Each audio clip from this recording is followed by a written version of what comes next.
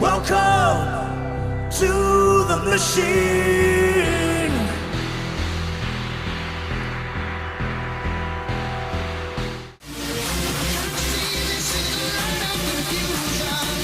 You know what? I don't know what to believe.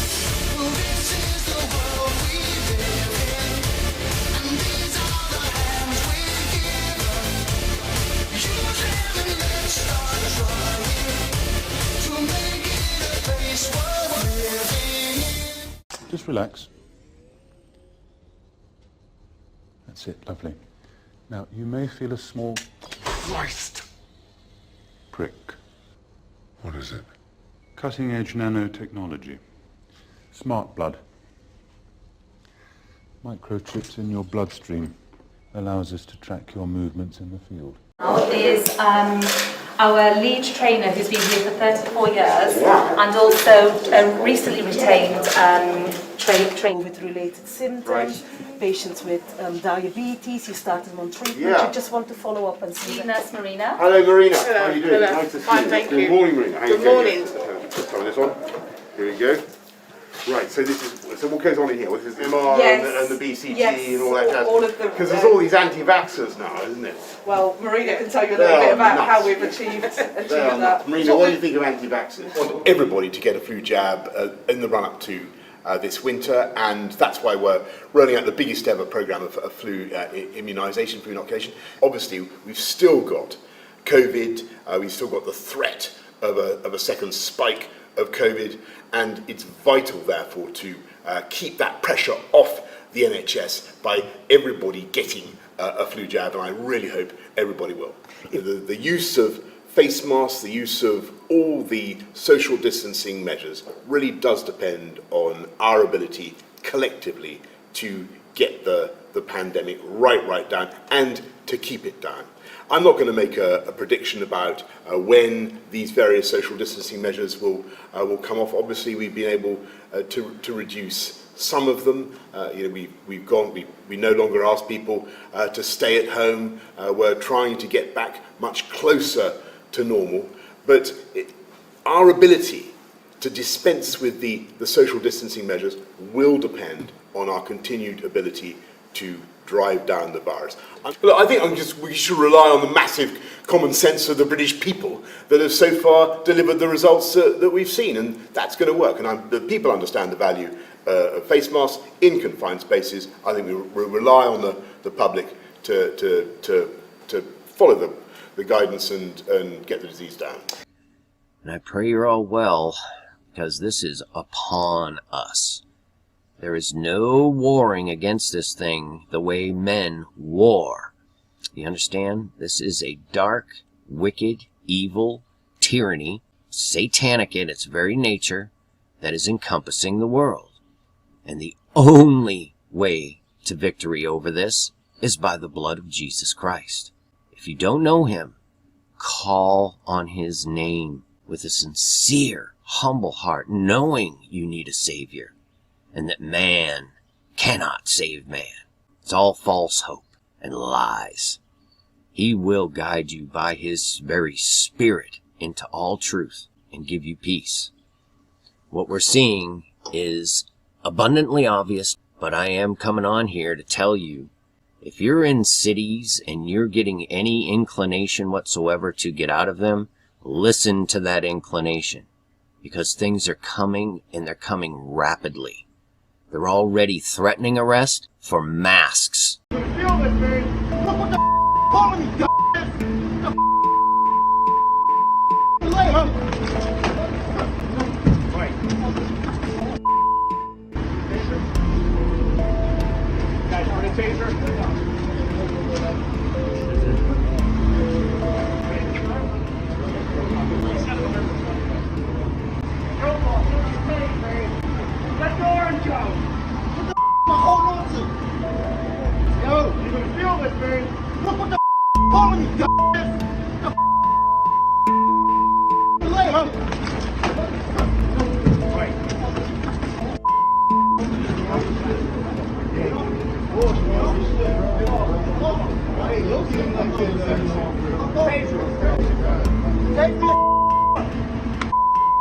Close this door, man.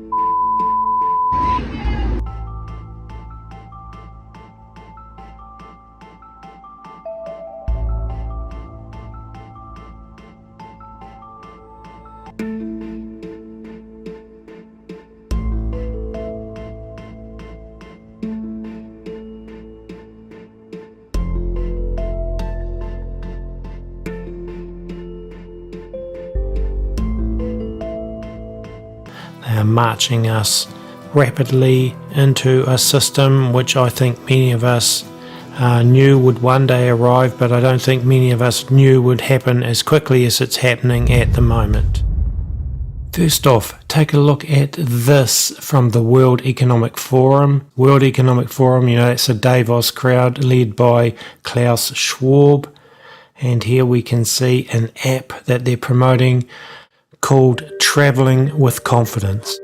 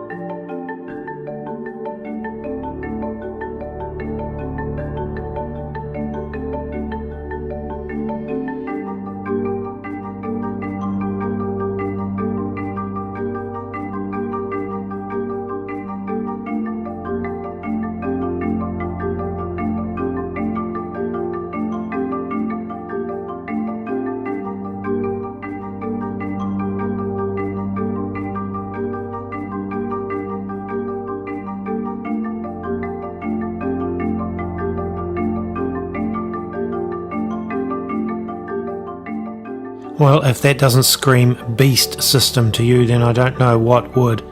And quite frankly, I see them pushing into this great reset as well, economic reset, with this whole travel changes with COVID vaccines and tracking and tracing. And I just want to play you now a bit of another clip I did a few weeks ago. I'm just going to replay it regarding the World Economic Forum and the Great Reset. This article titled, "Now is the Time for a Great Reset." Professor Klaus Schwab says we can emerge from this crisis a better world if we act quickly and jointly. The changes we've already seen in response to COVID-19 prove that a reset of our economic and social foundations is possible. This is our best chance to instigate stakeholder capitalism, and here's how it can be achieved. The COVID-19 lockdowns may be gradually easing, but anxiety about the world's social and economic prospects is only intensifying. There is a good reason to worry. A sharp economic downturn has already begun, and we could be facing the worst depression since the 1930s. But while this outcome is likely, it's not unavoidable. And he goes through various reasons here to pursue a great reset. The most important and the most urgent is COVID-19. Having already led to hundreds of thousands of deaths, he says, the pandemic represents one of the worst public health crises in recent history. I'll skip down the article, and further towards the bottom he says, during the COVID-19 crisis, companies, universities and others have joined forces to develop diagnostics, therapeutics and possible vaccines, establish testing centres, create mechanisms for tracing infections, and deliver telemedicine. Imagine what could be possible if similar concerted efforts were made in every sector.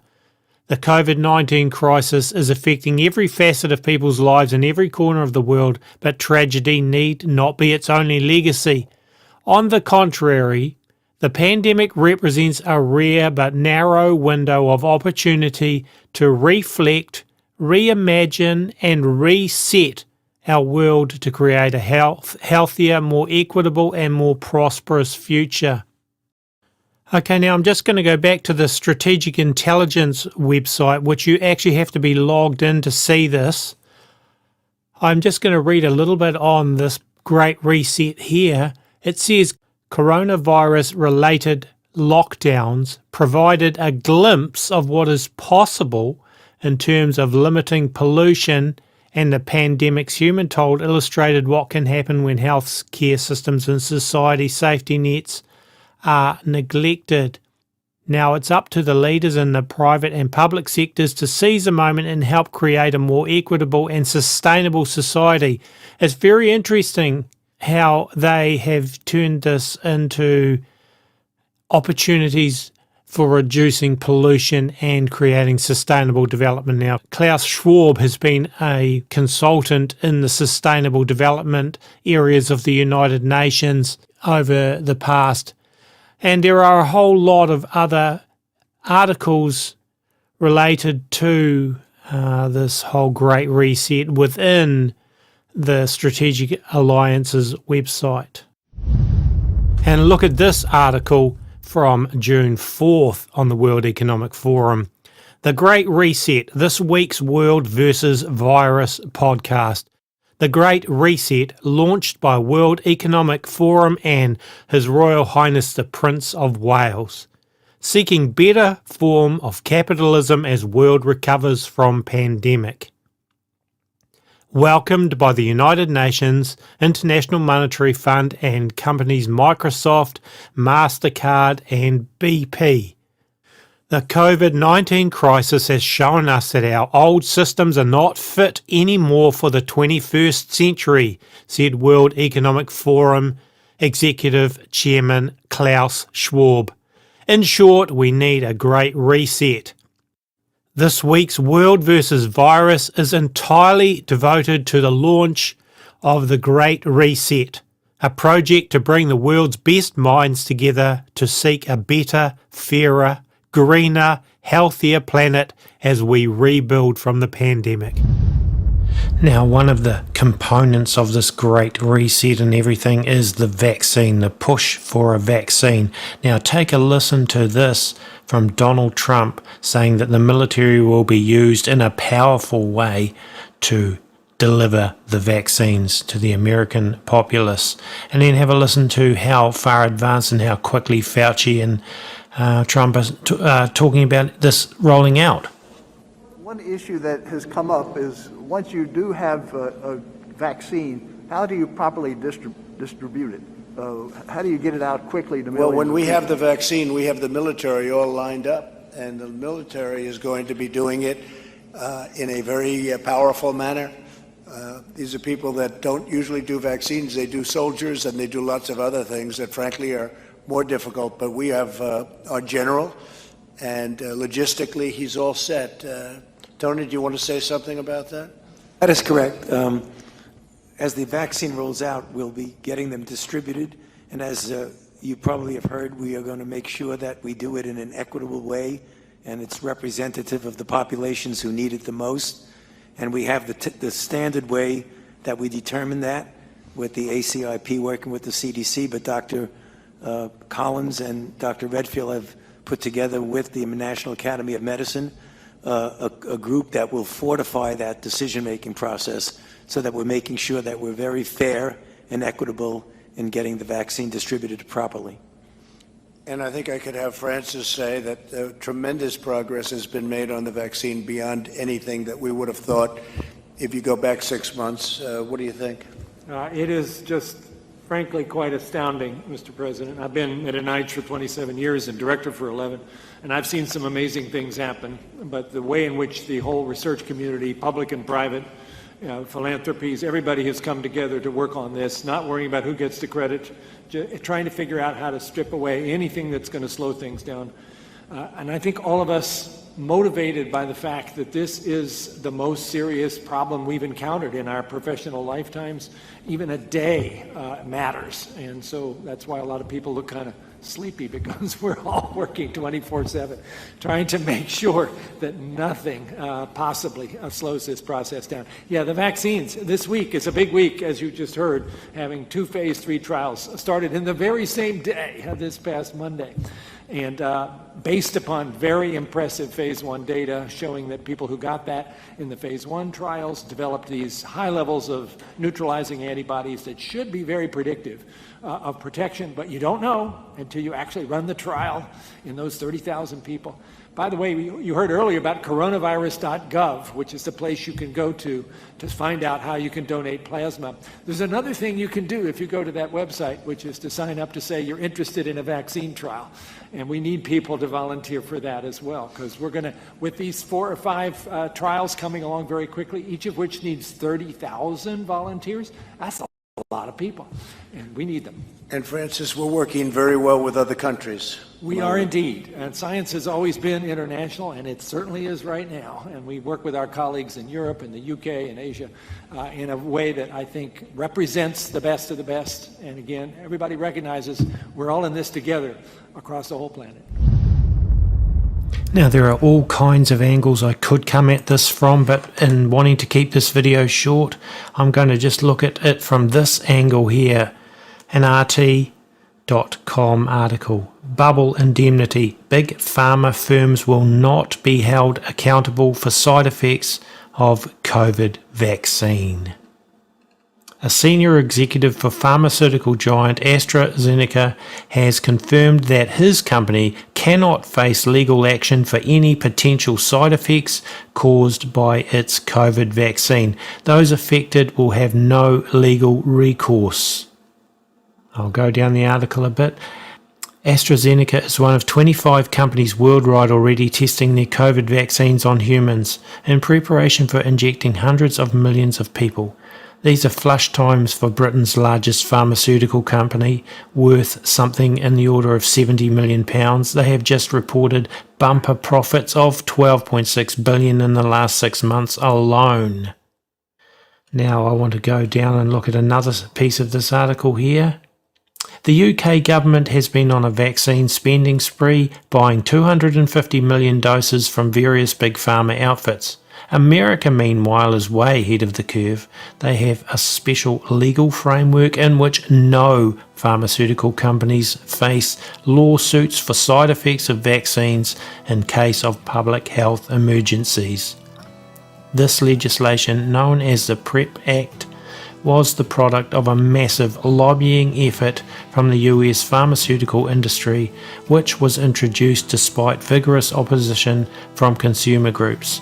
Unless the vaccine maker intentionally murders or injures you, willful misconduct, you cannot sue them. With all of this going on and with pushing us into a digital age, digital identification, digital currency, artificial intelligence, all of these things that are going on, a big heads up it should be to all of us that we are certainly in crazy times, and these are the end times, and we are being sucked into the end time machine. For me, it's like, if no one's wearing masks, I feel very unsafe going out. I'd rather just stay home.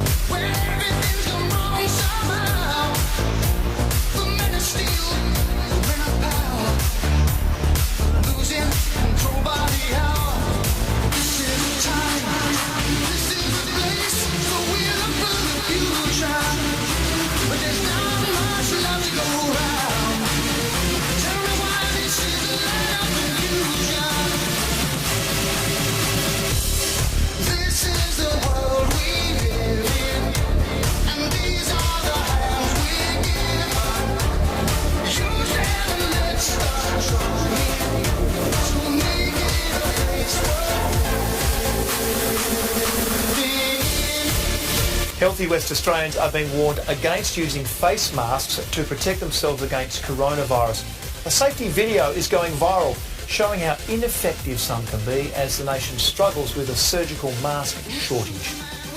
It's the safety video going viral. An Argentinian firefighter with a deodorant can, simulating a sneeze or cough. It's feared coronavirus could travel in the air, like deodorant does in aerosols. This demonstration showing most face masks are useless at trapping or blocking moisture. People should not be walking around with masks. You're sure of it, because people are listening really closely to this. Right now, people should not be walking. There's no reason to be walking around with a mask. The state government's advice in line with the World Health Organisation. Unless you have symptoms of COVID-19, don't wear one. To wear them as a perfectly fit and healthy person in the street is not going to provide you with any greater level of protection. Unless thoroughly disinfected and cleaned, experts say homemade masks can even be dangerous. They will soak up moisture very easily and can easily infect someone wearing them. It is confusing and it is evolving, especially here in the city of Miami. Depending on where you are, masks can be a suggestion or guidance or a rule or a mandate. It is evolving, but one thing is clear.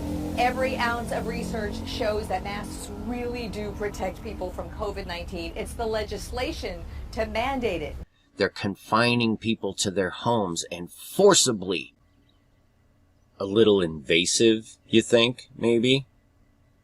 Think about this, people. Understand? Forcibly testing them. This is a violation of your body beyond reproach. I got sent a letter that was put out to this apartment complex in California. Mandatory testing, mandatory quarantine, and I don't care if it's an elderly home. This is what they're doing, and it's coming. So you better be prepared, and you better be where the Spirit leads you to be. Otherwise, it's just going to be confusion and fear in your life, and you will be deceived. This is for your eternity, people. I have a lot to share with you, but it's just a little bit overwhelming right now. Put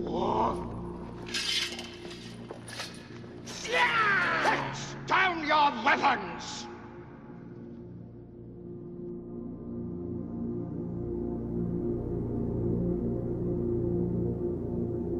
Reprogram now? Yes. But don't fill him with anything above level 3. I doubt if the human mind could take it. I understand.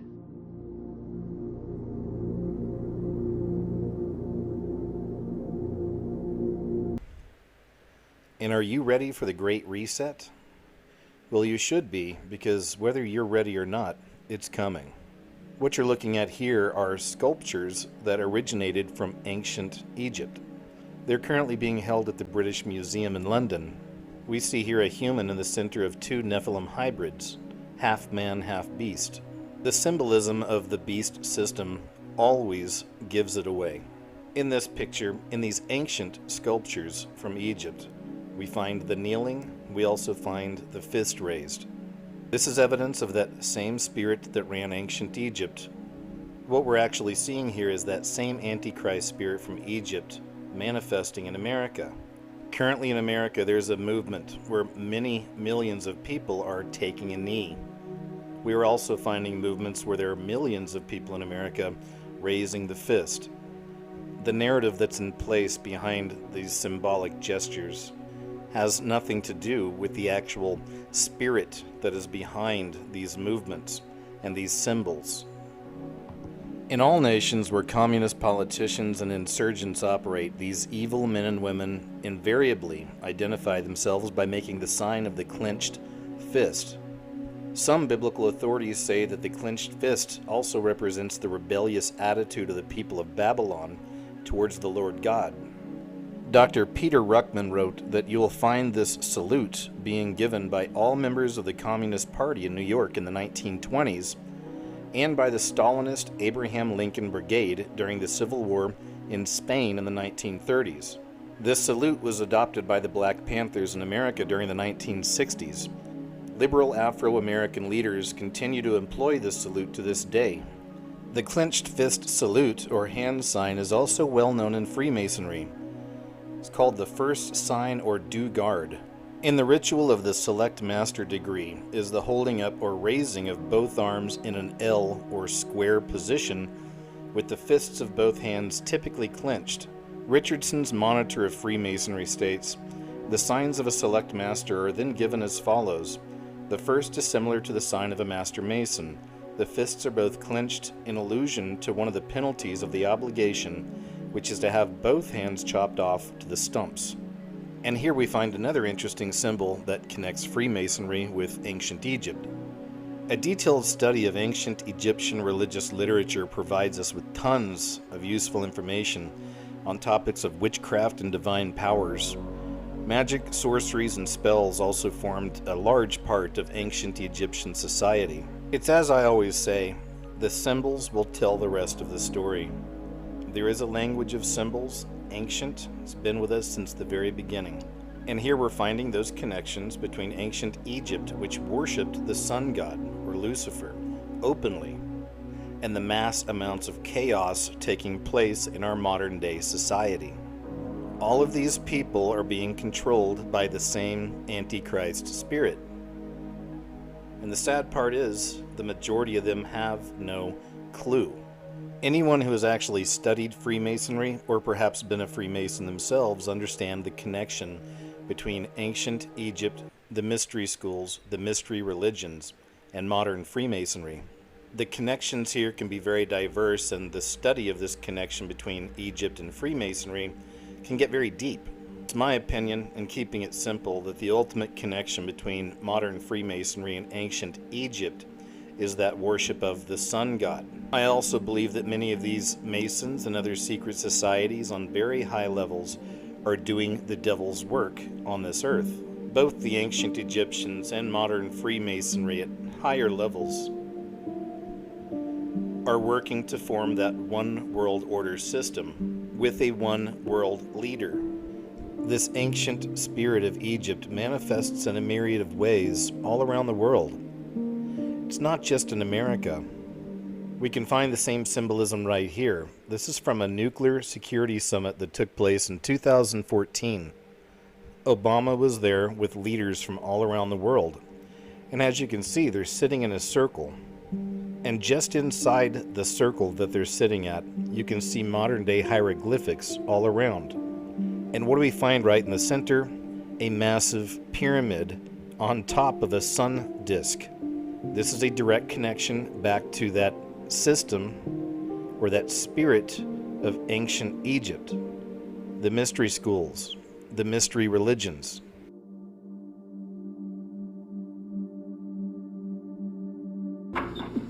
I warn you, Holmes, if you pursue this matter...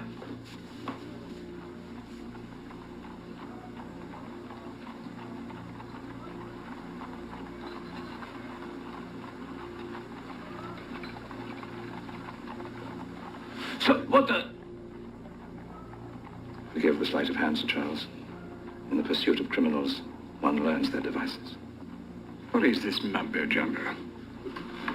The handshake and the ring, Watson, are archaic rituals preserved by the 33rd degree members of the secret order of Freemasons.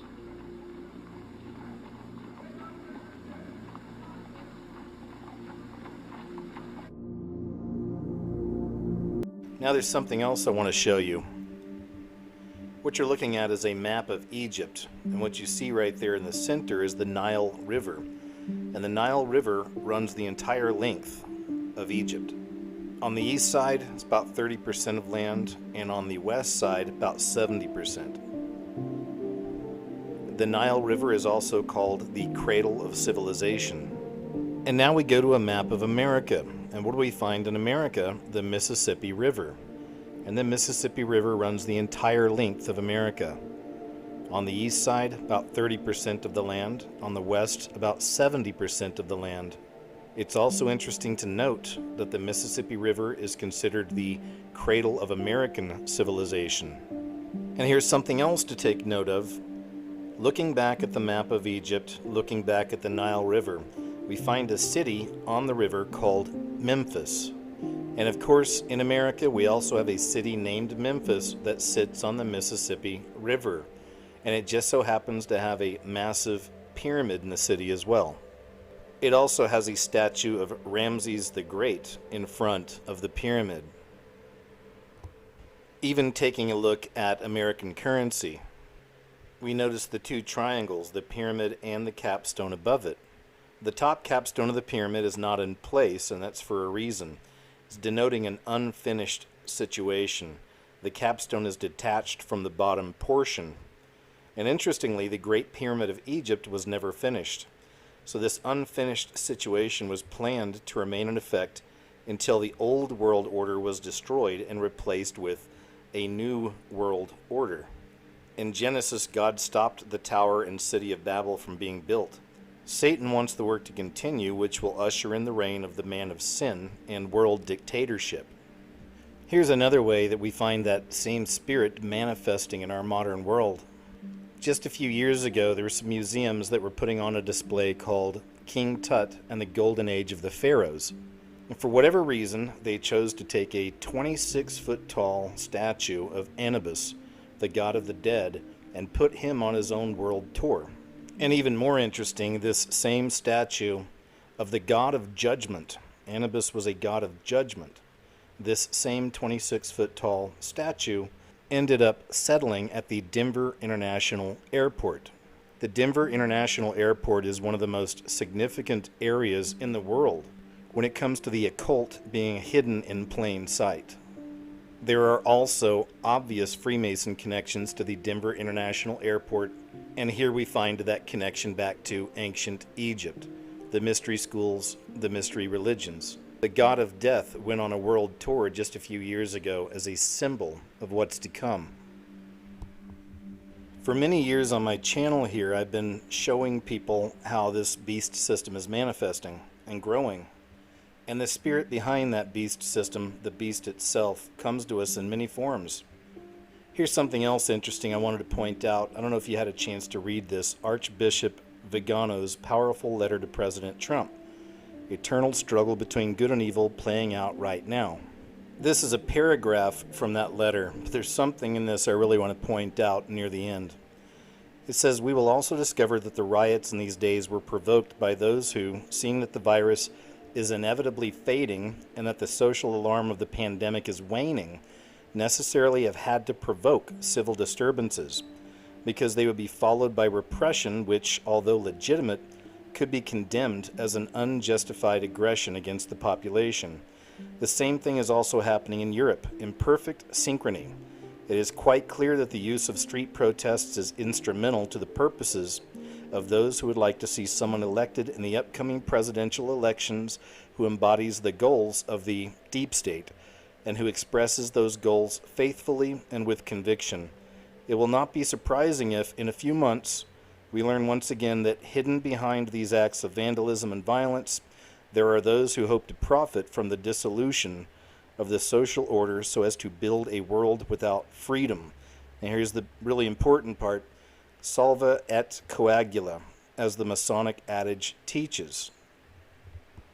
It turns out that when the Archbishop wrote that phrase, he was referring to the Baphomet.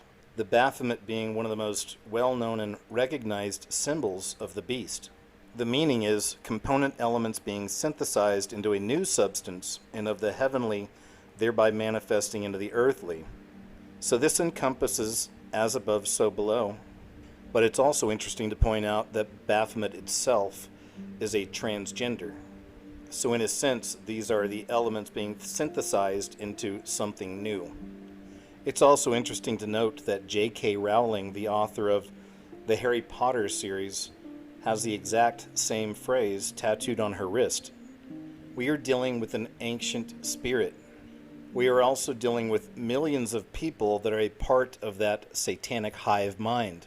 This Antichrist spirit, this spirit of the beast, it comes to us in many forms, and it goes by many names. Ultimately, it's the same presence. This is an enemy of humanity that has come to steal, kill, and destroy. And right now, at this point in our life, in our history, this spirit is actively and aggressively leading humanity into captivity. No jazz, hit me one time, make it funky. No jazz, hit me one time, make it funky. All right, hey everybody. I'm going to talk today about Freemasonry and the Noahide Code. Basically, I was reading this book here by Albert Mackey, The Symbolism of Freemasonry, written by a 33rd degree Freemason. So I'm going to go through this book, and then I'm going to look at what is a Noahide, and I'm going to trace it back to what that means for us today. So chapter 1 is the origin and progress of Freemasonry. All right, then he goes on to talk about the two doctrines of Freemasonry, which are the unity of God and the immortality of the soul. Chapter 2, the Noahide. These are the doctrines which still constitute the creed of Freemasonry, and hence one of the names bestowed upon the Freemasons from the earliest times was that of Noachidae, or Noachites. That is to say, the descendants of Noah and the transmitters of his religious dogmas. It doesn't say it came from Noah. It says the descendants of Noah. Let's see who those were. All right, so here's Noah's family tree, right? We got Noah up here on the upper left. Ham had a son, Cush. Cush had a son, Nimrod. Nimrod built the Tower of Babel. And they said to one another, "Go, let us make brick and burn them thoroughly." They had brick for stone and slime they had for mortar. Sounds like masonry, doesn't it? And his other son, Egypt. All right, this is Egypt. And another son, Canaan, the Canaanites. So the lineage of Ham were the enemies of God.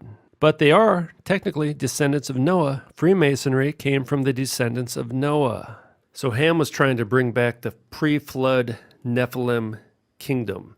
And then it says here, all the deities of pagan antiquity, however numerous they may be, can always be reduced to the two different forms of the generative principle, the active or male and the passive or female. Hence the gods were always arranged in pairs, as Jupiter and Juno, Bacchus and Venus, Osiris and Isis. But the ancients went further, believing that the procreative and productive powers of nature might be conceived to exist in the same individual. They made the older of their deities hermaphrodite and used the term the man-virgin to denote the union of the two sexes in the same divine person.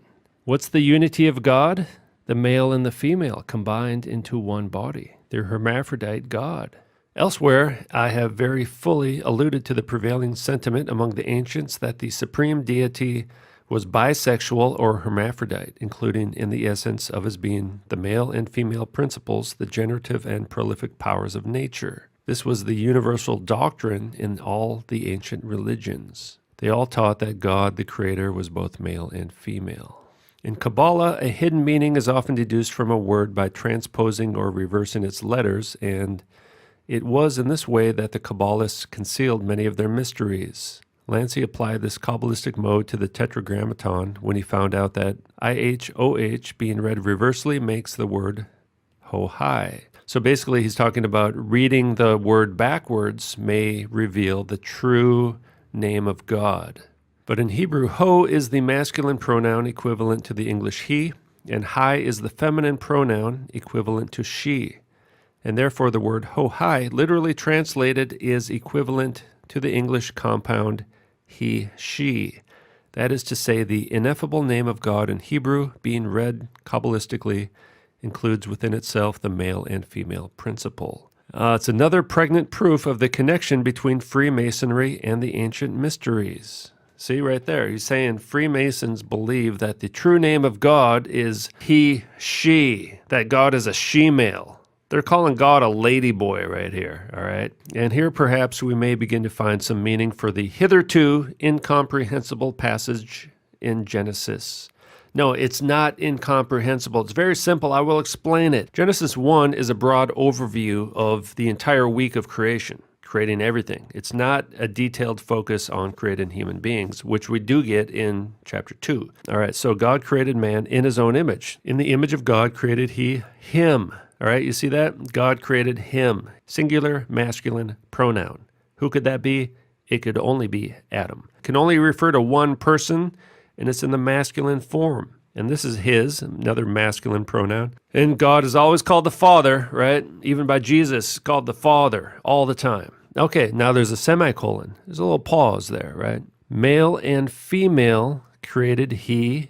Now, does it say him? Is this a singular pronoun? No, it's not. It's a plural pronoun. Them is talking about more than one person. Well, who could that be? Well, maybe one male and one female, perhaps. Him referring to one person in the masculine. Them referring to two people, one male, one female, two people. Now, if this word here said him, we'd be in a lot of trouble, all right? but it says them, right? Male and female created he them. And this is not the complete story of the creation of Eve. We get that in chapter 2. God did not create Eve in his own image. God created Eve out of the raw materials of Adam. Created Adam in his own image. He created Eve, but it's just not in his own image. The all-seeing eye is another and a still more important symbol of the same great being. The symbol of universal nature among the Egyptians was the right-angled triangle, of which the perpendicular side represented Osiris, or the male principle, the base Isis, or the female principle, and the hypotenuse, their offspring Horus, or the world emanating from the union of both principles. So Horus is a tranny, all right? The Eye of Horus is the symbol of the androgyne, which the Masonic institution assumed at the building of King Solomon's temple, in consequence of the union at that era of the pure Freemasonry of the Noachidae. Okay, now there's these people here, the Noahides, right? From previous videos, we saw this represents the male and female combined into the androgynous god and the androgynous human. So they have 7 laws, all right? Now, this is not Torah. This is what they call the Noahide 7 laws that were given to Noah orally. Now, there was a covenant of the rainbow given to Noah, but this is not it. They've changed it. Included in this are the details of God's directive for all Gentiles to observe their 7 Noahide commandments. It all begins with recognizing the perfect unity of the Creator. There we go, unity, right? What does unity mean? Male and female combined. Modern Noahidism. 7 commandments, 7 laws only, and remaining commandments do not apply to them. This means that Noahides may not observe Sabbath, study Torah, except for the 7 laws, which are not part of Torah, all right? And the rainbow is the modern symbol of Noahidism, all right? This is their symbol. We've seen that before, haven't we? We know who uses this symbol nowadays, right? Noahide website. Now, here's an article on gay marriage, but within this, now they say that they're anti-gay marriage, although, you know, with their rainbow flag and all, I kind of doubt that. But within this article here, it says, in the first marriage ever, Adam and Eve were initially created as a single two-faced body. The single being was split in two, a man and a woman, and then reunited in matrimony. In the world of souls, the partition and reunification of the male and female components of individual souls occurs continually. Celebrating diversity was conceived as an opportunity to unite the world by re-echoing the belief in one God as the creator of all human beings and the belief that we are all created in the divine image. What's the divine image? The male and female hermaphrodite God. This is the true meaning of harnessing diversity among different cultures. This is the foundation for our organization's goal, which to work alongside the United Nations and other partner organizations with hopes of promoting human rights and development and protecting freedom of religion. Well, their religion, 7 universal laws of Noah are means by which humanity strives to live in unity and peace. The laws of Noah, or the Noahide laws, are comprised of 7 universal laws, biblical binding upon all humanity. In 1991, a joint resolution of the United States Congress called its principles the bedrock of society from the dawn of civilization, without which the edifice of civilization stands in serious peril of returning to chaos. What is a Noahite? Definition: a Freemason who has taken the 21st degree of the Scottish Rite. 2. Freemason. Albert Mackey says Freemasons come from the Noachites. So basically the Congress said that Freemasonry is the bedrock of civilization. Okay, now this is from the IsraelNationalNews.com. The Noahide Laws, a universal code for peace and unity. It says here, all descendants of Noah, which means all of humanity, are required to follow these laws. Gentiles who actively follow the 7 laws of Noah are called B'nai Noach, or Noahides. Sometimes they are referred to as righteous Gentiles or the pious among the nations. The Noahide laws were given to Moses and also preserved by the sages of the Talmud. All right, now here's the Jewish Institute for Global Awareness. Government leaders encourage adherence to the 7 Noahide laws. The universality of these principles and global import was recognized in 1982 by President Ronald Reagan, when he spoke of the eternal validity of these 7 Noahide laws as a moral code for all of us, regardless of religious faith. Proclamation on the National Day of Reflection, April 4th, 1982. 7 years later, in 1989, H.W. not only proclaimed that these biblical values, they're not biblical, all right? Freemasonic values are the foundation for civilized society. A society that fails to recognize or adhere to them cannot endure. And you think these people are clever, right? Because we're all descendants of Noah. So they're saying that the entire world has to follow the laws given to Noah since we're all descendants of Noah, right? So legally, we're all bound to this law. Both the Senate and the House of Representatives of the United States Congress in 1991 on a bipartisan basis further recognized how this historical tradition of ethical values and principles of Freemasonry upon which our great nation was founded. All right, there it is right there. United States Congress admitted that the United States was founded on the principles of Freemasonry, all right, have been the bedrock of society from the dawn of civilization when they were known as the 7 Noahide laws. The American Congress understood how the most recent weakening of these principles has resulted in crisis that beleaguer and threaten the fabric of civilized society. Thus, they warned us that without these ethical values and principles, the edifice of civilization, oh, like the Tower of Babel? Yeah, that was a pretty good one, huh? Stands in serious peril. How about the pre-flood Nephilim kingdom, huh? That turned out pretty well for you guys, didn't it? Yeah. Serious peril of returning to chaos. Returning to chaos. Other world leaders have joined the call for further observance of knowledge of Freemasonry. For example, Herman Van Rompuy, President of the European Union, wrote in July 2014 that he seeks greater dissemination of the universal values known as Freemasonry. And Major General Michael Jeffrey, Governor General of Australia, lamenting family breakdowns and drug and alcohol abuse in modern society in 2008 letter, wrote that he believed that observing the fundamental values of the Noahide laws can be an antidote to such ills of society. You got a drug problem? Freemasonry. Here's your new big book. Prohibition of idolatry. Well, you might say, well, that sounds just like the Bible. Well, it kind of does sound like the Bible, right? The problem is that the Jews believe Jesus, Yeshua HaMashiach, is an idol. They're going to call that idolatry. And idolatry is punishable by death.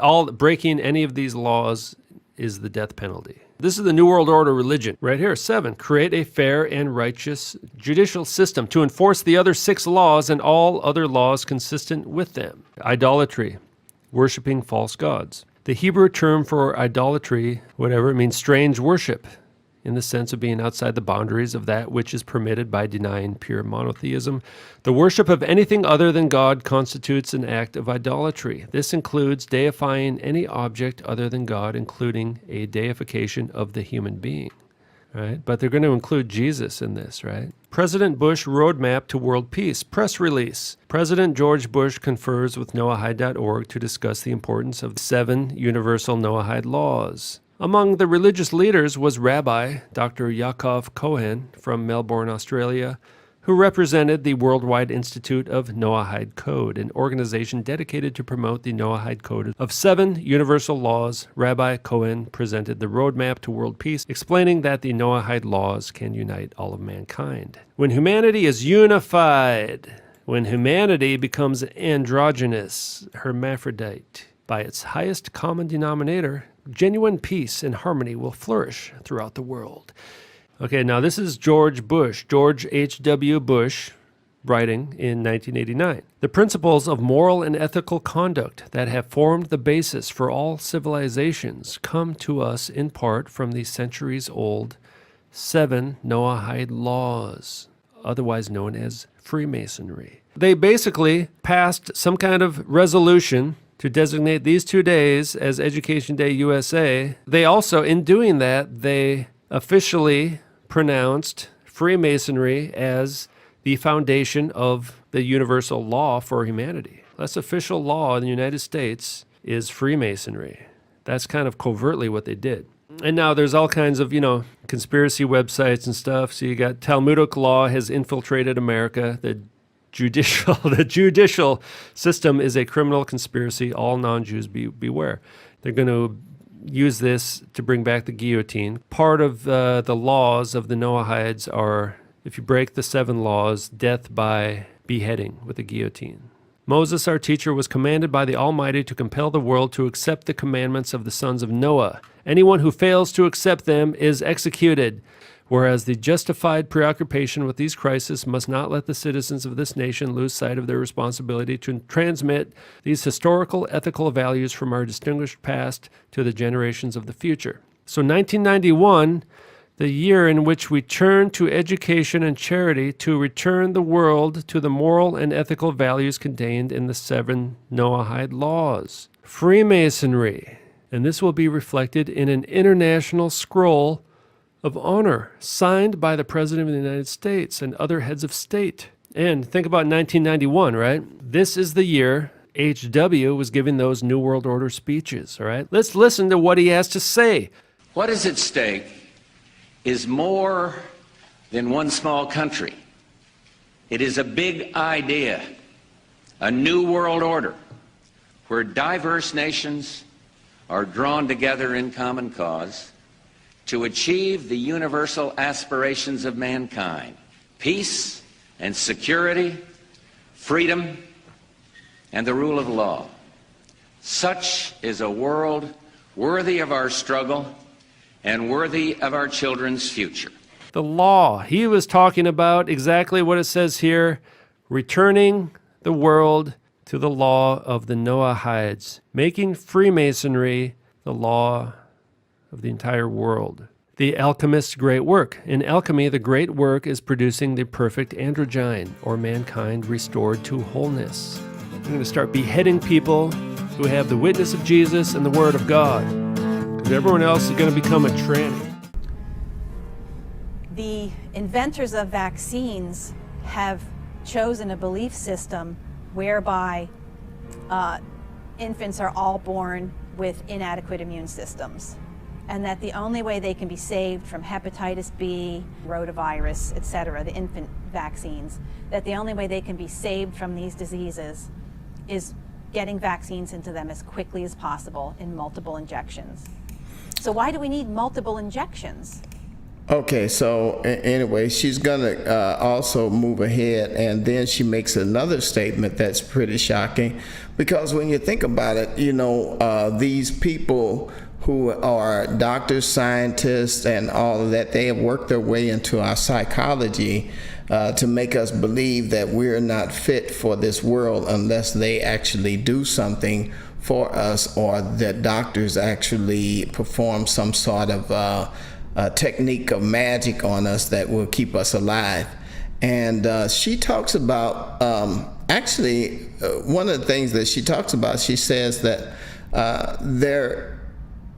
you can get well without allopathic medicines. She says we depend so much upon the drug industry to make us feel better that sometimes we over-medicate, we overreact to our own illnesses, and rather than give our bodies a chance to heal itself and trust our own immune system, she says we have a tendency to overreact. Let me see if I can even find that. Of non-reactivity into one of hyperreactivity. I think the reason that many people don't trust their own immune systems is because they've been conditioned to not trust it. They've never been given the opportunity to actually get sick and recover without an allopathic intervention. And because when they do get sick, they're given acetaminophen, ibuprofen, antibiotics, antivirals. And guess what? When you put those things into somebody who's sick, you'll make them sicker. But the person that's sick may think that the illness that they had just got worse. They're not going to think that the drugs that they took, I can't convince people that the drugs that they've taken made them sicker and that they wouldn't have just gotten sicker anyway. It's very difficult because of the belief systems people have and what's on the shelves in the stores and what's being advertised on television, helping them with the beautiful pictures and the healthy people that are used in these ads. And then you have a doctor standing there with a degree. Okay, so that makes a lot of sense. So guys, I'm telling you, it's this time, time is winding up. You know, if you have not made your choice for Jesus, you know, then I recommend that you do. You know, if you've been on the fence right now, give your life to Jesus Christ and realize that there is something greater beyond this world. And that, you know, God has already given you a body that's fearfully and wonderfully made. You don't need anything extra. And what's so strange about this is that they're asking us to be vaccinated for something we're not even sick from. If this coronavirus makes its second or third wave around the world like the experts are predicting, and the Bill Gates vaccine is magically ready, and they offer you the vaccine, but in order to get the vaccine, you also have to receive the biometric tattoo. Will you take it? If not, you probably won't be able to go to work or to school or the grocery store or to the bank. In the grand scheme of things, it'll probably not be a non-Christian thing if you accept that tattoo. A vaccine tattoo will probably be okay.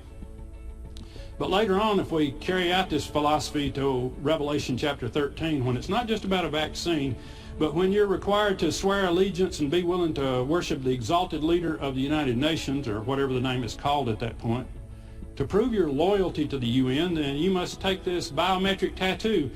And if you don't take it, then you won't be able to buy or sell or travel or get health care. What then? You're probably saying, Danny, I think this is a little extreme. I don't think this can happen. Sure, it can happen. It's happened before in history, even in some non-techie times. In ancient Rome, under the Roman Caesar Domitian, who happened to be in charge when John wrote the book of Revelation, he forced people to offer a sacrifice once a year of incense. It was just a little pinch. It wasn't much incense, just a little bit. All you had to do is pitch it into the fire and say, Caesar's Lord. That's it.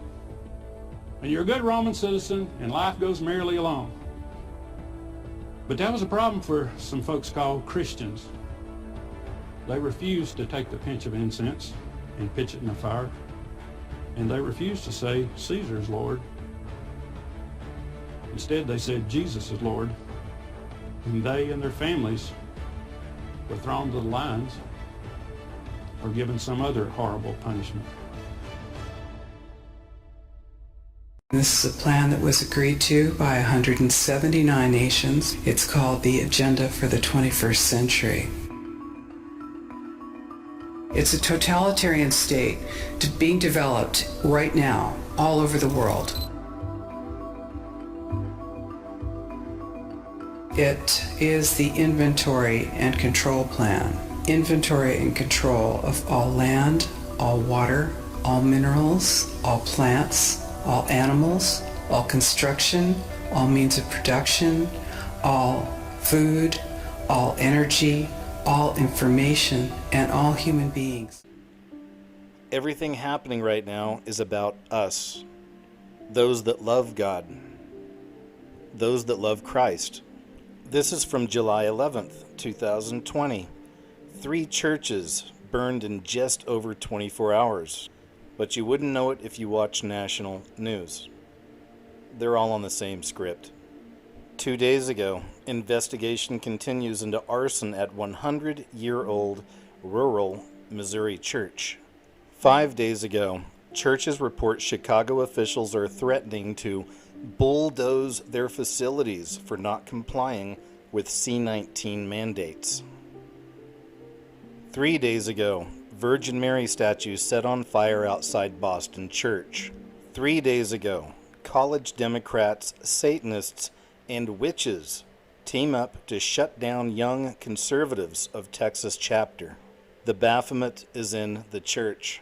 Here's a short clip for you to check out. This took place just a few days ago itself in Toronto. I want you to hear me when I tell you that I'm not just supposed to be a pastor. I'm supposed to be a woman. Hi, friends. Hi, family. My name is Junia. You can call me June. I'm a transgender woman and my pronouns are she and her.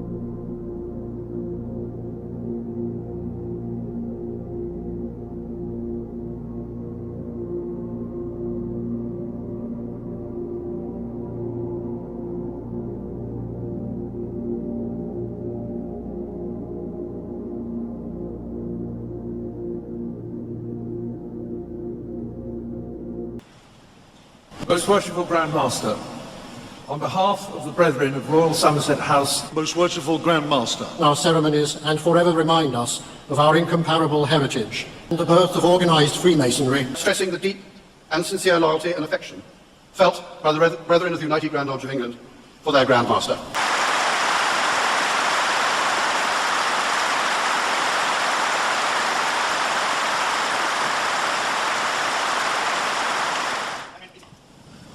We leave the Royal Albert Hall even more proud of our ancient institution. Most Worshipful Grand Master, I humbly ask you to complete the initiation of this worthy candidate for Freemasonry.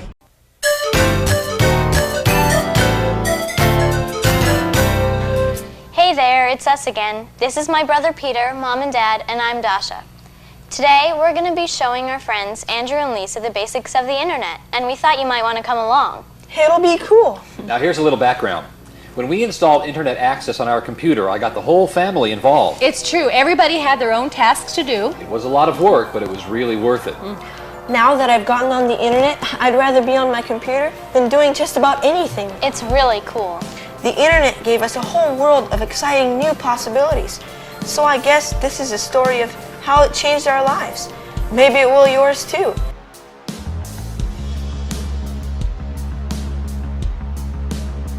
With the COVID-19 pandemic disrupting daily life, we've been adjusting to this new normal using digital platforms and video conferencing to make up for face-to-face interactions, telecommuting, increasing delivery services, and even deploying robots where we can. As this pandemic stretches on, it's becoming clear to us that some elements of this highly digitalized lifestyle are here to stay. As Rich told you, we installed the internet on our computer just a short time ago, and I haven't been able to get the kids off it ever since. Not only do they play the typical computer games that all the kids enjoy, but their curiosity for learning has skyrocketed. Peter is constantly quoting sports statistics, and he can tell you the best surfing spots around the globe. Not to mention the improvement in Peter's grades, and Dasha's too. Having the internet in our home has had a great impact on our lives. Rich keeps up with the stock market and our investments, and I'm able to pay the bills in half the time it used to take me. And the kids are improving in their grades and communication skills. Which makes me happy, as I would sure like them to go to college someday. Tech giants, they're also playing a very big role in facilitating the health and safety of the public during this pandemic, as well as enabling telework and communication, of course. But this really involves using location data from smartphones to do contact tracing, and they're also needing a lot of health information as well. And this kind of surveillance would have been rather inconceivable a few months ago. There have also been privacy concerns with video conferencing platforms like Zoom. What could be done then to protect our privacy and security? Yeah, privacy feels sort of like a moving target sometimes. You know, I've been able to read some of my favorite cooking magazines online. I've even gotten some great gardening tips too. No wonder you guys are always so busy on the computer.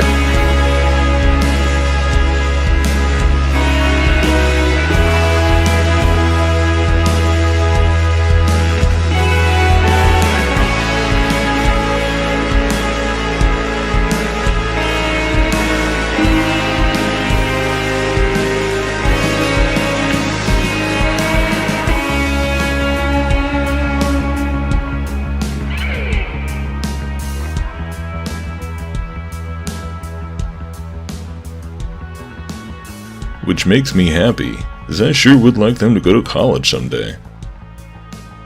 That has to be my favorite line from that whole video. Kids' Introduction to the Internet from 1990 whatever. Pretty hilarious if you look at it now. So yeah, has the internet impacted everyone's lives in more than just the ways that we imagined it would? Or that it was presented as when it first became a household thing? You tell me. We shall propose further cooperative efforts between all the nations in weather prediction and eventually in weather control. This lays the predicate and the foundation for the development of a weather satellite that will permit man to determine the world's cloud layer and ultimately to control the weather, and he who controls the weather will control the world.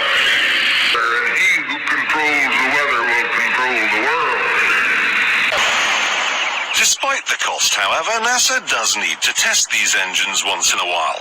So they built this place in the wetlands of Mississippi.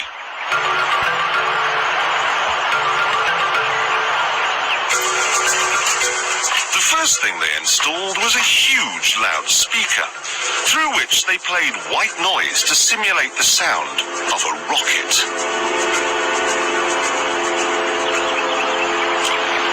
They then sent a number of trucks in different directions out into the wilderness, and the drivers were ordered to stop when the noise levels became acceptable. This gave them an imaginary boundary line, and anyone living on the inside of it was offered a simple choice. Stay, and you'll never hear another television program as long as you live, or take the NASA shilling and get out. No one stayed, and NASA ended up with exactly what it wanted. 125,000 acres of nothing.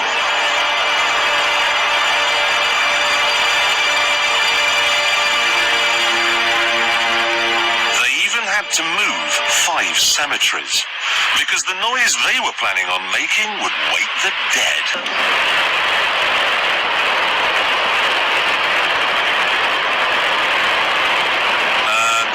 If you can't hear what I'm saying, I couldn't even hear myself.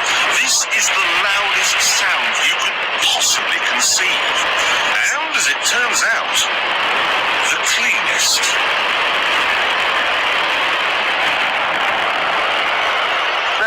most amazing thing is that cloud up there, which was generated by the engine, is just a mixture of hydrogen and oxygen. It's water vapor. And in about an hour's time, someone in Mississippi is going to get wet washing. It will actually rain.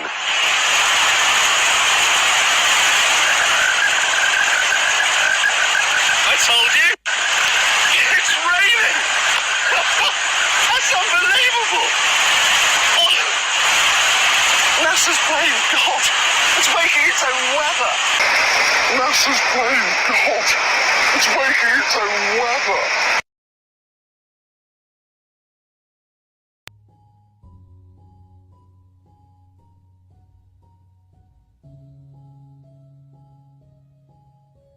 There's nothing in the scripture that says that you won't experience persecution or difficulty in this life, even before your pre-trib rapture moment that would take all the Christians out so that, they're not there for the mark of the beast or the Antichrist.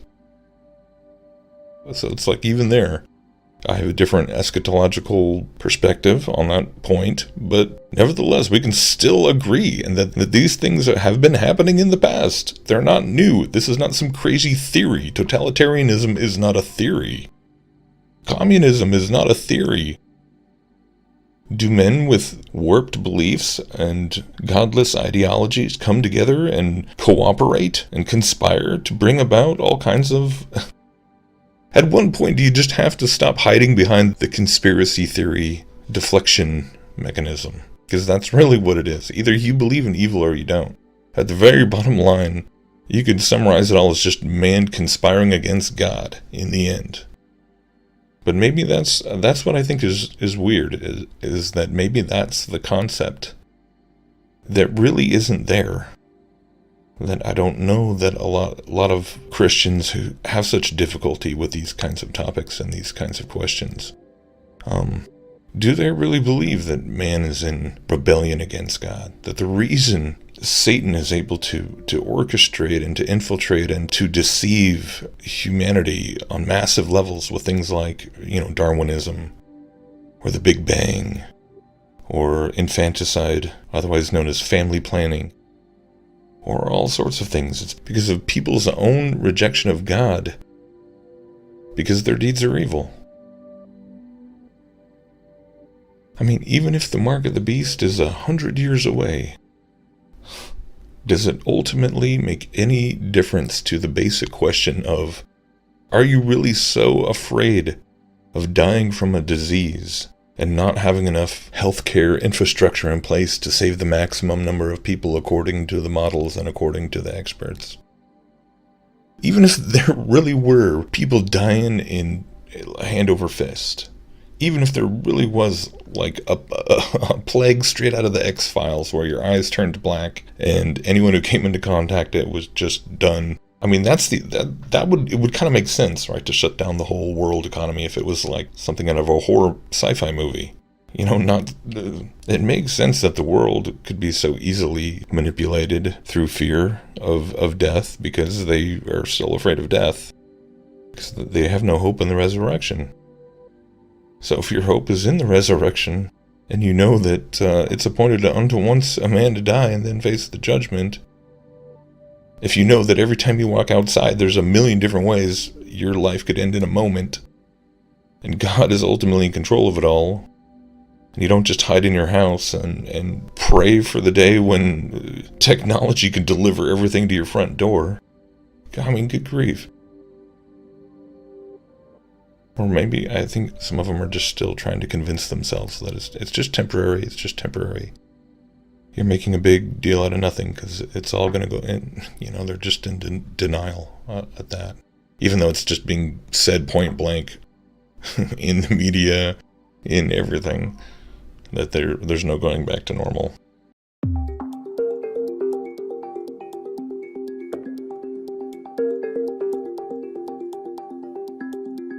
Because so many people have asymptomatic infection, 20 to 45% of people, it certainly is a killer of those who are the senior citizens and those with underlying conditions.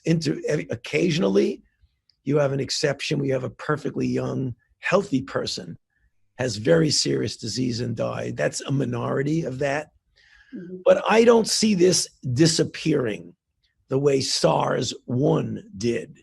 The reason I say that is that it is so efficient in its ability to transmit from human to human that I think we ultimately will get control of it. I don't really see us eradicating it.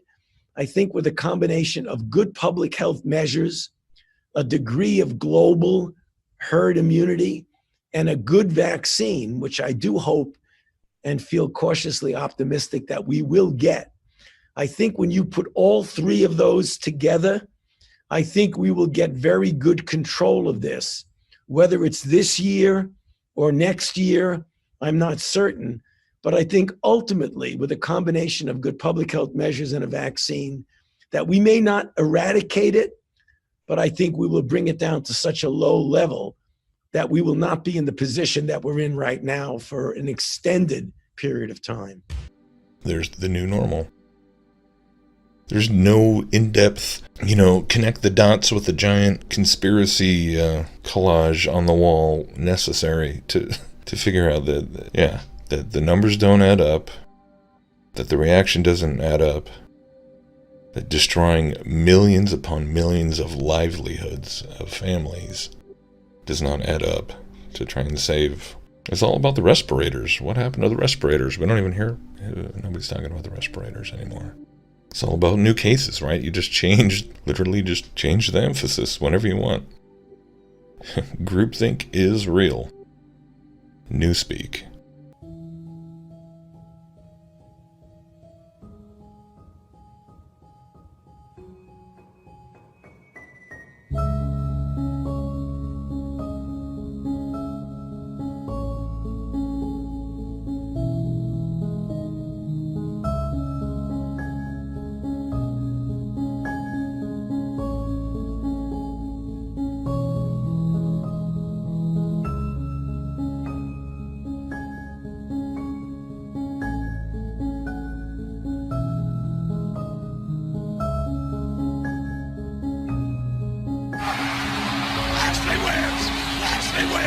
Losing his hair.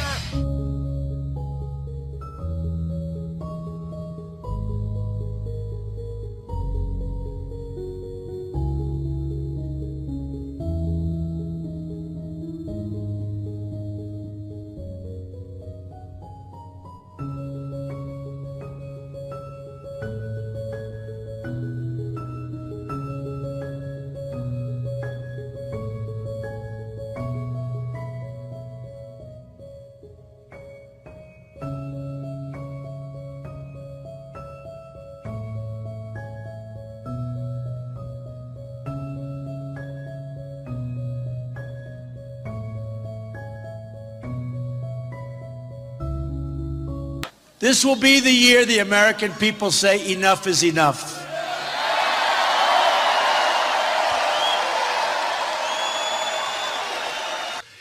This will finally be the year the American people say enough is enough. Enough is enough. It was the American people saying enough is enough. They're fed up. And say enough is enough. Say enough is enough. Enough is enough. And we do not tolerate this kind of behavior in this country.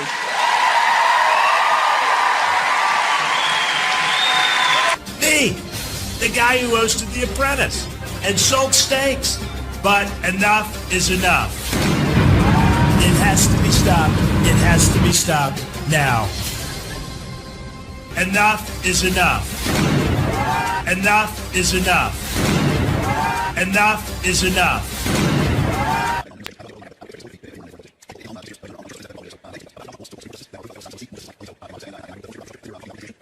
A new world order.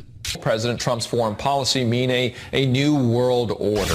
Joining us now to discuss. Can we skinny dip? At Camp David? Sure. They couldn't keep pants on Kissinger.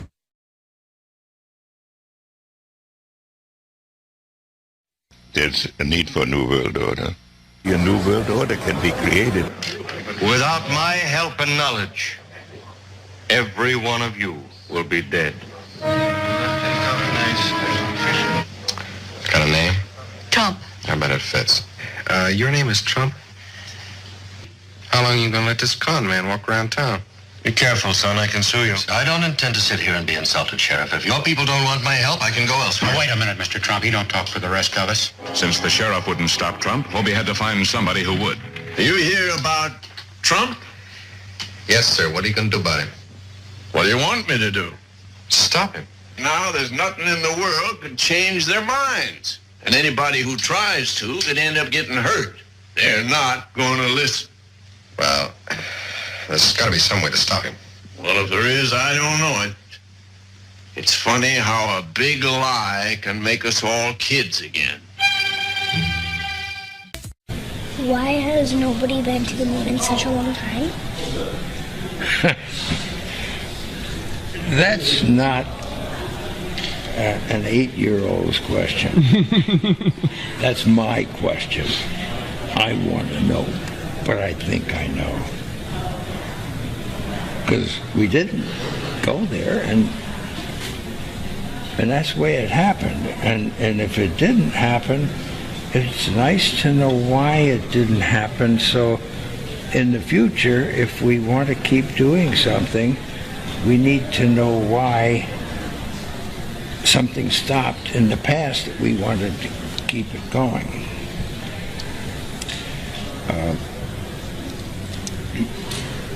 Money is a good thing. Hobie had checked the town. The people were ready to believe. Like sheep, they ran toward the slaughterhouse. And waiting for them was the high priest of fraud. I am the only one. Just me. I can build a wall around your homes that nothing will penetrate. What do we do? How do we save ourselves? You ask, how do you build that wall? You ask, and I'm here to tell you. We will finally complete the biometric entry-exit visa tracking system, which we need desperately. For years, Congress has required biometric entry-exit visa tracking systems, but it has never been completed. The politicians are all talk, no action, never happens, never happens. Hillary Clinton, all talk. Unfortunately, when there is action, it's always the wrong decision. Do you ever notice? In my administration, we will ensure that this system is in place. And I will tell you, it will be on land, it will be on sea, it will be in air. We will have a proper tracking system. Approximately half of new illegal immigrants came on temporary visas and then never, ever left. Why should they? Nobody's telling them to leave. Stay as long as you want. We'll take care. You're a liar, Trump. Trump's sure having his way. You're going to go back and tell him, Trump. What? You're going to go back and tell him it's a fake. You did a good job working him up into this mood, and now let's see you talk your way out of it. You don't think I'd lie, do you? You don't want an answer to that.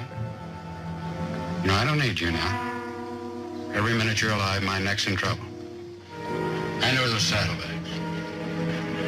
I'll take it. Until the crowd knew that everything Trump had said was a lie, there was no hope for Talbot.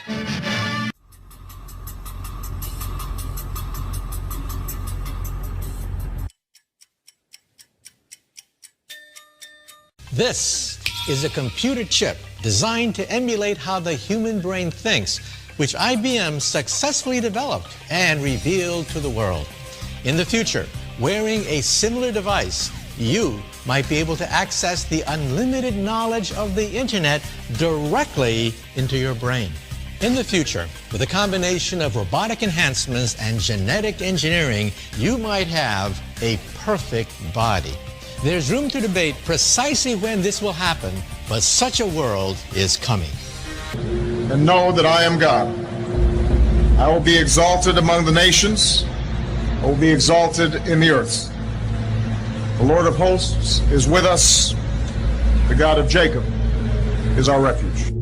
Even though the earth be removed, and though the mountains be carried into the midst of the sea, Though its waters roar, then be troubled. Though the mountains shake with its swelling. Be still and know that I am God. That's a guillotine. Look at it laid out. Everyone's going to have to chip in. That's only fair. That's the principle I'll be fighting for during the next phase of this process. Chop your head off. A year of groundbreaking discoveries at at Walmart, right next to it, so they can put you in the FEMA camps and chop your fingers off until you say, yes, I bow to the beast. I receive his mark in my right hand or in my forehead, the abomination of desolation. Spoken about in Daniel, the prophet, in Matthew, Jesus spoke about it.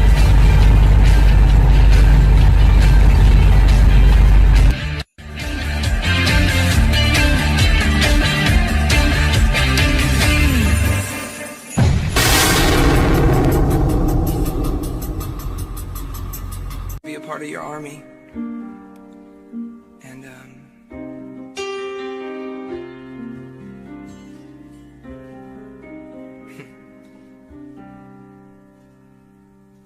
said, Lord, I want to be a part of your army. I want to be a part of that generation of people that you raise up. And the Lord, he just sang this over me. He said, you got your best men on your front side.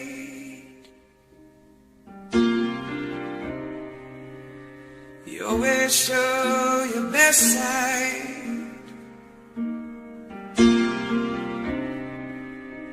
And evil's always on the other side.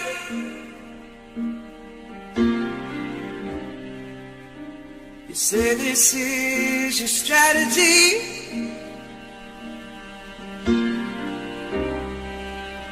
But son, I hope you take it from me. You look just like your enemy. Full of pride.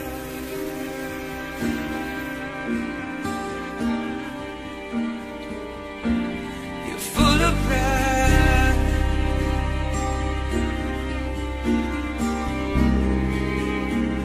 And I just sang back to him, I said, better trust our eyes if we're gonna be in the army of the Lord.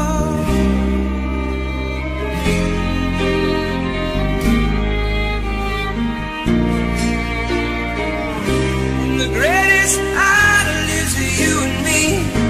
We better get on the threshing floor.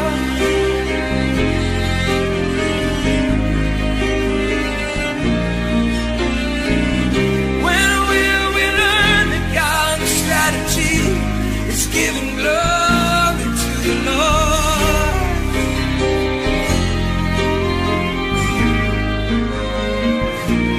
So God, so chance our idols, 'cause we wanna be in the army of the Lord.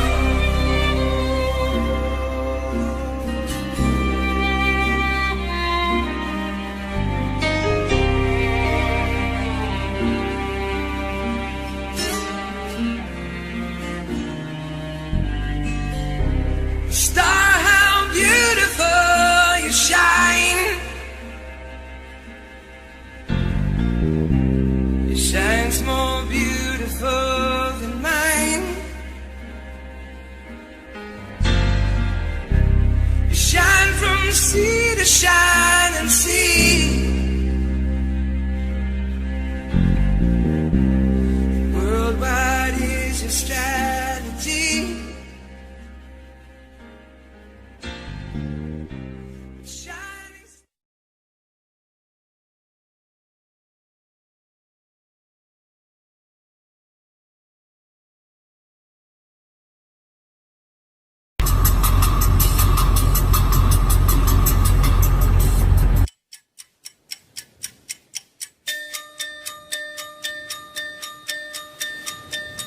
Over the horizon.